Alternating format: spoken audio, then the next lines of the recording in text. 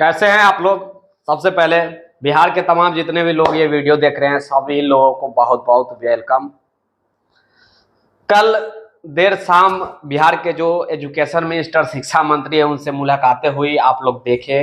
जो ये साइड में वीडियो देख रहे हैं ये वीडियो उन्हीं का है जो कल आप लोग देखे। पूरा बिहार देखा क्या बोल रहे हैं हमारे शिक्षा मंत्री। हमने बोला कि अपॉइंटमेंट मैं ले रहा हूं और देखूंगा पर्सनली बात करके। अभी भीड़ में वो खुलकर नहीं बात कर पा रहे हैं। हम कुछ और चीज बताने वाले आप लोग के बीच, क्या कुछ आज आप लोग के बीच आगे भविष्य में हो सकती है 2023 नियमावली के ऊपर, क्या संभावनाएं हैं, क्या हो सकती है, ऐसा कुछ जानकारी जो है मेरे पास वो मैं आप लोग के बीच रखना चाह रहा हूँ। जो जानकारी है वही मैं रखूंगा, कोई मतलब इधर उधर की बातें नहीं होगी। 2 मिनट की वीडियो है, अवश्य देख लीजिएगा भैया पूरा। और एक चीज कहना चाहूंगा, जो व्यक्ति भैया नए होंगे सब्सक्राइब जरूर कर लीजिएगा प्लीज, एक लाइक कर दीजिएगा और अपने दोस्तों के साथ शेयर भी कर दीजिएगा। चलिए अब हम आते हैं भैया अपने टॉपिक के ऊपर। बिहार के शिक्षा मंत्री कल क्या बताया है कि परीक्षा की आप लोग तैयारी कीजिए, हम परीक्षा लेंगे, ऐसा उन्होंने कहा। आप लोग वीडियो में भी देखे हैं। दूसरी तरफ उन्होंने कहा कि हम वेतनमान नियोजित शिक्षकों को भी देंगे, और अभी तक जो सरकार थी वो वेतनमान को लेकर भाग जा रही थी, घूमकर मुकर जा रही थी, नहीं देने की बात कर रही थी। अब हम वेतनमान देंगे, ऐसा उन्होंने कल बोला। अब आपके बीच एक प्रश्न उठ रहा होगा कि क्या सर 2023 नियमावली के अंतर्गत जो कहा जा रहा है कि आयोग द्वारा जो परीक्षा लिया जाएगा ये कैसी परीक्षा होगी, सिलेबस क्या होगा, ऐसा आप लोग का एक प्रश्न हो सकता है। तो ध्यान से सुनिए, जो जिस आयोग की जिक्र किया गया है वो आयोग अभी तक निर्धारित नहीं किया गया है। अब उम्मीद है कि बीपीएससी ही लेगी तमाम लोगों का परीक्षा, चाहे माध्यमिक की मैं बात करूं, उच्च माध्यमिक की बात करूं, तमाम लोगों का। अब आप कहेंगे कि तो सिलेबस बताइए सर। देखिए, सिलेबस लिखित परीक्षा होने जा रहा है। लिखित परीक्षा कहने का मतलब है कि अगर आप बीपीएससी में मेंस का एग्जाम दिए होंगे, बीपीएससी में अगर आप मेंस का एग्जाम दिए होंगे तो रिटेन होता है ऑब्जेक्टिव टाइप, उसमें जो मल्टीपल जो होता है 4 ऑप्शन दिया जाता है या फिर 5 भी आजकल ऑप्शन देने लगा है बहुत सारे एग्जाम में, तो उसमें से आपको चुनना होता है, ऐसा कहा जा रहा है।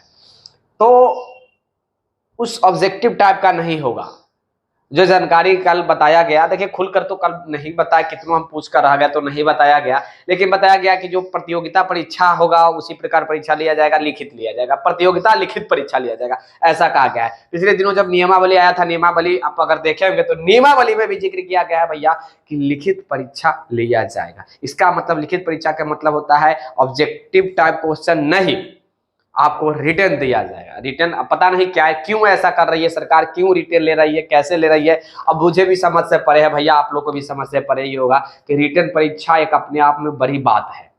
बीपीएससी का जो व्यक्ति एग्जाम अगर दिए होंगे वो जानते होंगे कि रिटर्न परीक्षा कैसे दिया जाता है। वहां पे आपकी जो हैंड राइटिंग है वो भी देखा जाता है, आपका जो लिखने की जो शैली है वो भी देखा जाता है। वो सब अधिकारी बनने के लिए किया जाता है तमाम। अगर आप बीपीएससी हो, यूपीएससी हो या फिर किसी भी पीसीएस एग्जाम में कह सकता हूँ कि किसी भी ए लेवल बी लेवल का अगर आप अफसर बनना चाहते हैं तो वहां पे लिखित परीक्षा लिया जाता है जिसे आप रिटन एग्जाम कहते हैं। तो रिटन एग्जाम नहीं लेना चाहिए सरकार को, और उम्मीद है कि इसमें कुछ संशोधन करेगी। अभी तक की अपडेट है कि सरकार लिखित परीक्षा की तैयारी कर रही है कि हम रिटन परीक्षा लेंगे। दूसरी बात की, पहले माध्यमिक और उच्च माध्यमिक की अभी होने जा रही है, सीट रिक्तियां मंगाया जा रहा है। माध्यमिक उच्च माध्यमिक की केवल, प्रारंभिक की रिक्तियां भैया अभी नहीं मंगाया जा रहा है। ओके, तो माध्यमिक उच्च माध्यमिक की अभी आपको विज्ञप्ति जल्द ही देखने को मिलेगा। 28 तारीख के पहले मिल जाएगा देखने को। हमने कल डेट भी बताया, जो डिजिटल बोर्ड पर जाकर मैंने बताने का प्रयास किया कि 28 आप लोग के विशेष दिन हो सकता है, 28 तारीख से पहले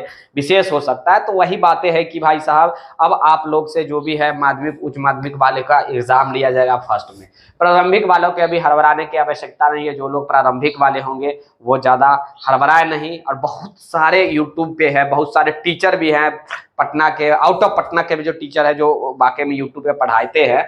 मुझे तो आश्चर्य हो रहा है कि इतनी झूठ बोलना आजकल बिहार के शिक्षक लोग भी स्टार्ट कर दिया है। अगर मैं नाम लेना चाहूँ उस चैनल का तो कहेंगे कि भैया आप नाम क्यों ले लिए, लेकिन शर्म आना चाहिए ऐसे लोगों को कि लाइव आकर घटिया घटिया चीज बता रहा है कि ये सिलेबस है, ये सिलेबस है, ये पढ़ लो, ये पढ़ लो। कल देर रात में वीडियो देख रहा था, यूट्यूब जैसे ही खोला तो बहुत सारे शिक्षक लाइव चला रहे थे, क्लास चला रहे थे। Bihar super TET syllabus, Bihar super TET तैयारी, बिहार सुपर टीईटी फलाना, बिहार सुपर टीईटी बीपीएससी। मतलब हद हो गया है। सारे लोग का एक हो, मैं कह सकता हूँ कि सारे शिक्षकों के लिए एक बहार आ गई है। तमाम बिहार के मैं युवा से कहना चाहूंगा कि जितने भी बिहार के युवा ये वीडियो को और मेरे ऊपर विश्वास करते हैं, किसी भी ऑनलाइन शिक्षक के फेरा में मत पड़िएगा। कोई भी कहेगा कि हमसे पढ़ लीजिए, हमारी सब्सक्रिप्शन ले लीजिए, भैया किसी के फेरा में मत पड़ना, आपकी जिंदगी बर्बाद के अलावा कुछ नहीं होगी।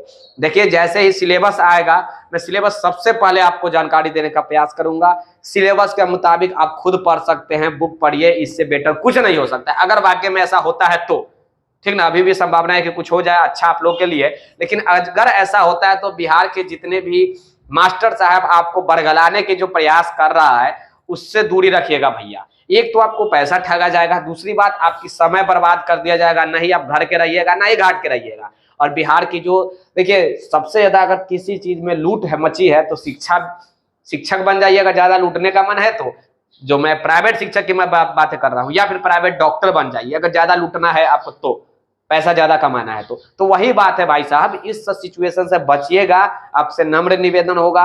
बहुत सारे ऐसे फर्जी शिक्षक हैं, नाम मैं किसी का नहीं ले रहा हूं, जिसको समझना होगा वो समझ गया होगा। वैसे अगर मास्टर साहब देख रहे होंगे तो उनको मिर्ची लग रहा होगा, लेकिन जो सच्चाई है मैं दावे के साथ कह सकता हूं कि ये जितना भी बता रहा है गलत है। कोई व्यक्ति इनके जो भी है बहकावे में नहीं आना है, किसी भी स्टूडेंट को बहकावे में नहीं आना है, चाहे मेल हो फीमेल हो। मैं नियोजित शिक्षकों को भी बोल रहा हूं कि इन सब के बहकावे में मत आइएगा। नियोजित शिक्षकों के भी बारे में बहुत सारा जगह जगह मैं देख रहा हूं कि चल रहा है, क्लास स्टार्ट हो गया कि ये पूछा जाएगा प्रश्न, ये पूछा जाएगा, ये पूछा जाएगा। तो भैया नियोजित शिक्षकों की बात सरकार संशोधन करेगी, ये ध्यान में रखिएगा। कुछ जानकारी लेकर ही बोला कीजिए, बिना मतलब की जानकारी लेकर बोलना उचित नहीं होता है।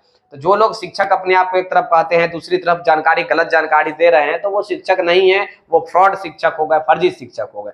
नियोजित शिक्षकों की संभावनाएं हैं कि कुछ संशोधन उनके लिए किया जाएगा। कल बिहार के जो एजुकेशन मिनिस्टर शिक्षा मंत्री है, उन्होंने भी कल स्पष्ट किया है कि हम वेतनमान देने जा रहे हैं। बिहार के जो मुख्यमंत्री नीतीश कुमार है, आपको याद होगा कि 2-3 दिन पहले उनका स्टेज पे से उन्होंने अनाउंसमेंट किया कि हम शिक्षकों की सैलरी बढ़ाने जा रहे हैं। तो मैं ये कह सकता हूं कि शिक्षक को सारे लोग टारगेट लिया हुआ है, पक्ष हो विपक्ष हो, इसलिए क्योंकि 24 में लोकसभा चुनाव है, 25 में विधानसभा का चुनाव है, तो इसलिए सारे लोग शिक्षक को ही टारगेट लेकर चलता है। बिहार की एक दुर्भाग्य का है, या फिर बिहार के शिक्षकों के लिए अच्छी बात का है कि जब भी चुनाव आता है तो शिक्षकों को जरूर खो जाता है, क्योंकि बिहार में शिक्षकों की तादाद बहुत अधिक है, आप लोग जानते हैं। दूसरी बात, जितने भी जो चुनाव जहां जहां चुनाव होती है, जहां बूथ होते हैं, वहां पे शिक्षकों की तादाद ही अच्छी होती है। अगर बिहार में 4 लाख शिक्षकों की संख्या है, तो अगर 5-5 व्यक्ति भी जोड़ लिए तो 5 का 20 लाख तो केवल उनके परिवार में ही वोट बन जाती है। अगर वो वोट पोलिंग एजेंट का भी काम बहुत सारे लोग करते हैं, शिक्षक लोग करने लगते हैं। किसी किसी को बीएलओ का काम दिया जाता है, किसी किसी को P1 P2 जो भी चुनाव में है काम दिया जाता है। तो मैं ये कह सकता हूं कि शिक्षक के पीछे पूरा भैया राजनेता पड़ा हुआ है, चाहे किसी भी पार्टी के हो। बिहार के शिक्षक के पीछे पूरा राजनेता रहता है, चाहे बीजेपी हो, आरजेडी हो, जेडीयू, सारे पार्टी वाले।